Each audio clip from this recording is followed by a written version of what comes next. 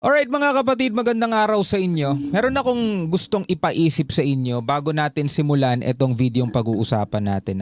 Imagine nyo mga tol kung ano ang nararanasan ngayon ng mga sundalong sumasabak sa kaguluhan, like for example sa Ukraine at sa Russia.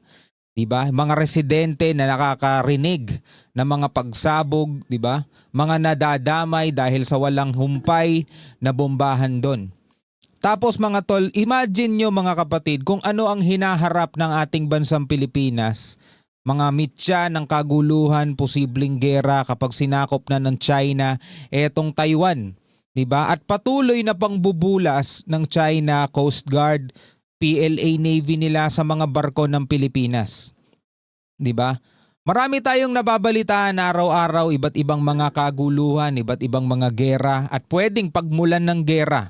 'Di ba? Nakita nyo na rin kung paano magpalakas ang North Korea. No? Dahil sa kagustuhan nilang maging nuclear power ang kanilang bansa o lalo pang lumakas mga tol, dumidikit si Kim Jong-un sa mga malalakas na bansa. At ito pa ganyang ginagawa mga tol, nagpapadala siya ng libu-libong mga sundalo niya sa Russia para lumaban sa Ukraine. At ang nagiging resulta, pagbalik ng kanyang mga sundalo, mga nakakahon na kasi nga hindi naman sanay talaga sa aktual na labanan yun. 'Di ba? Kumbaga napakaraming tao ang nasasawi ng maaga. Yung iba nga mga tol nadadamay lang ng mga inosenteng sibilyan 'di ba? Mga bata, mga musmos. Pero magugulat kayo dahil yung mga leader, itong tatlong leader na to mga tol, tila ba ang gusto nila humaba pa ang kanilang buhay. Dahil mga kapatid dito sa panonoorin natin ngayon, no? Nasagap ng isang hot mic yung pag-uusap ni Xi Jinping at Putin habang naglalakad sila mga tol. At ang pinag-uusapan nila, parang immortality. Gusto ata nilang humaba pa yung buhay nila, no? Habang sila ay patuloy na nagde-develop ng kanilang mga sandatang pandigma, habang sila ay nagpapadala ng kanilang mga sundalo para lumaban sa digmaan, silang mga leader, mga tol, ang pinag-uusapan nila, paano humaba ang buhay nila. Ayaw pa nilang matodas mga tol. Magugulat kayo mga kapatid sa panonoorin natin ngayon. Mula rito sa Net25, yan o, Xi Jinping at Putin ng hot mic. Nasagap ng hot mic. Sabi rito, nasagap ng hot mic ang personal na usapan ni na Russian President Vladimir Putin at Chinese President Xi Jinping. Ang pinag-uusapan nila mga tol yung pagiging 70 years old nila, yung edad nila, na bata pa daw yan, no, sa isang leader. At gusto nila atang humaba pa yung kanilang mga mga buhay nila mga tol. Well, pag-usapan natin to, bago natin to simulan, huwag mong kalimutan mag-subscribe. Click mo na rin ang notification bell para ma-notify ka whenever na may mga bago tayong reaction video tulad nito. Huwag na natin patagalin pa, panoorin na natin to mga tol. Nasagap ng isang hot mic ang isang personal na usapan ni Russian President Vladimir Putin at Chinese President Xi Jinping. Well, personal na usapan to. Hindi naman sinasadyang masagap ng hot mic. Pero, nakaka-how-ironic lang mga tol, no? Na itong mga taong to, tila baga ang gusto nila manakop, ayaw paawat sa labanan, lalo na si Putin, di ba? Inaawat na siya magkaroon ng ceasefire dito sa pagitan ng Russia at ng Ukraine pero ayaw niya. Tuloy-tuloy ang pag-atake niya mga tol dito sa Ukraine at syempre ganun din bumabawi rin ng Ukraine. Pero isa sa mga gusto niya humaba pa buhay . Nangyari ang naturang diskusyon habang naglalakad ang dalawang leader sa Tiananmen Complex bago magsimula ang V-Day ceremony ng China. Kabilang sa napag-usapan ng dalawang leader ang mga paraan ng pampahaba ng buhay na kanilang kinakailangan para sa epektibong pagpapatakbo ng kani-kanilang mga bansa. Para sa epektibong pagpapatakbo ng kani-kanilang bansa, ang pinag-uusapan nila yung mga paraan kung paano mas mapapahaba pa ang kanilang mga buhay, mga tol. Tapos etong paglalakad nila mga tol, papunta sila dun sa V-Day party nila, yung victory, yung pag-alala nila dun sa World War II, kung paano sila naging matagumpay mga tol. Dito ipinarada ng China yung kanilang puwersa, kung gaano nakalakas yung kanilang sandatahan, mga missile nila, mga eroplanong pandigma, mga tangke, mga sundalo. Lahat mga tol, kung titignan mo ipinarada nila dyan, puro sa pagpapakita ng puwersa.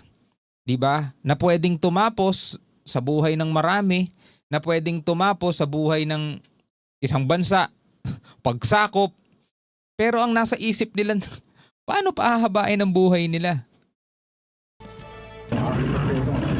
In the past, people rarely lived longer than 70 years. But today, they say that at 70, you are still a child. Sabing gano'n. Sino ba nagsasalita nito? Palagay ko nagsasalita si Putin. Sabi niya, dati, no, ang mga tao daw ay parang bihirang umabot o hanggang 70 years old na lang ang itinatagal ng buhay. Pero ngayon sabi, bata pa daw ang 70 years old. No? Nasa 70 years old na ata 72 years old si Putin. Human organs can be continuously transplanted.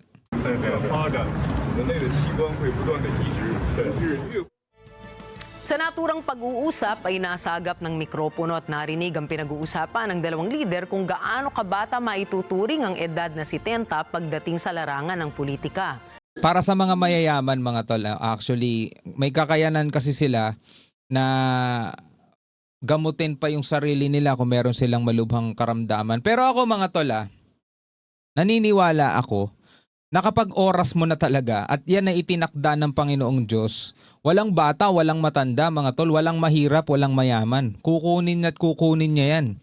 Lalong-lalo na mga tol, pag yun na talaga kapalaran mo di ba? Gaano kabata maituturing ang edad na 70 pagdating sa larangan ng politika? Ang dalawang lider ay parehong 72 na taong gulang. Oh, 72 na sila pareho. Sumagot naman si Xi ukol sa posibilidad na humaba ang buhay ng tao dahil sa mga nadidiskubre ukol sa health and wellness ngayong panahon.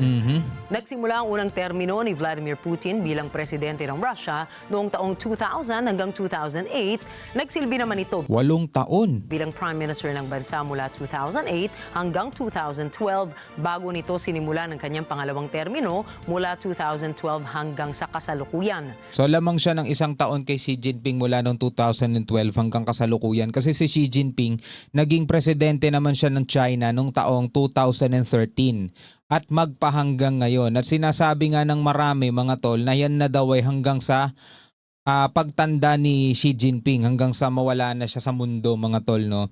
Ganun sa kanila napakatagal no. Sa Amerika 3 taon lang, sa Pilipinas 6 na taon naman.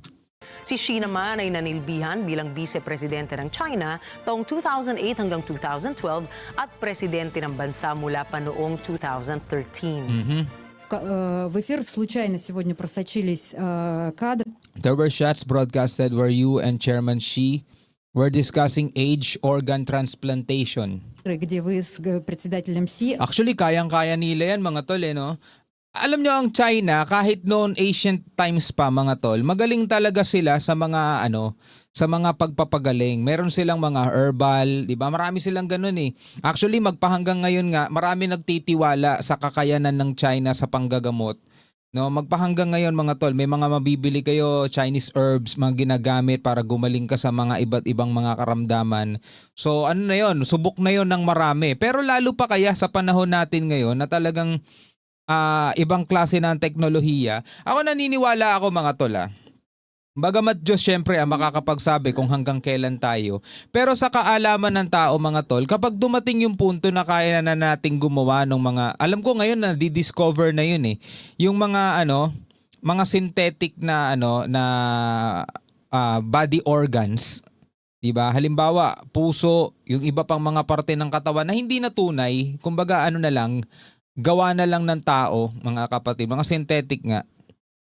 No, mas madali nang mapapalitan yung mga organ na masisira sa ating katawan. Ngayon kasi mga tol, kailangan mo maghanap ng donor, kailangan mong gumastos ng sobrang laking halaga. For example, meron kang kidney, sakit sa kidney, kailangan mo ng transplant, di ba? Kailangan mo ng donor dyan, kailangan mo ng malaking halaga. O kaya may sakit ka sa puso, kailangan mo ng heart transplant, kailangan mo ng donor, o kaya kailangan mo ng napakalaking halaga syempre para maoperahan ka. Pero pag dumating na yung punto na meron na tayong mga ganon na klaseng uri ng siguro mas marami pa ang mga tao nga haba ang buhay dahil sa ganon. Pero ang tanong, pahihintulutan kaya yun? mangyari. Обсуждали возраст, бессмертие, трансплантацию органов. Я Могли даже бы... не зафиксировал I did not pay attention to it. So на этом своего внимания, что tinatanong niya ako, so anong issue ninyo? Ну, может быть, а вы действительно думаете, что Do you really think that people will be able to live for 150 and more at some point? люди смогут жить 150 лет и дольше в какой-то... да, это, по-моему, мы когда Yes, I think the chairman spoke about it when we were walking to the parade. шли на парад, председатель об этом говорил. Ну да, значит, эту тему в свое время Oh yes, Mr. Berlusconi was actively into this topic once. господин Берлускони развивал активно. Ну да, современные средства и оздоровление. The modern means of health support medicine, even some surgeries involving organ transplantation. Медицинские средства, потом даже там хирургические всякие, связанные с заменой органов, они позволяют человечеству надеяться на то, что активная жизнь будет Pero kasi mga tol, no, kung mapapansin mo, nung unang panahon, ang mga tao talaga umaabot talaga ng sobrang haba, di ba? Si Methuselah, sino ba yung mga iba pa? Di ba umaabot sila ng mga daang taon talaga, 900 years. Sino ba? Si Adan, di ba? Yung iba pang mga tao, umaabot talaga sila ng daan-daang taon ng edad nila. Pero sa panahon kasi natin ngayon, maswerte ka talaga o ngaabot ka ng 80 malakas ka pa eh. Meron ako mga kilala, 60 years old na, hindi na nakakalakad mga tol eh. No? Naka-wheelchair na lang, di na makapagsalita. Well, ang problema din kasi mga tol dahil sa mga kinakain din natin eh. Yun ang totoo mga tol. Saka syempre sa dami ng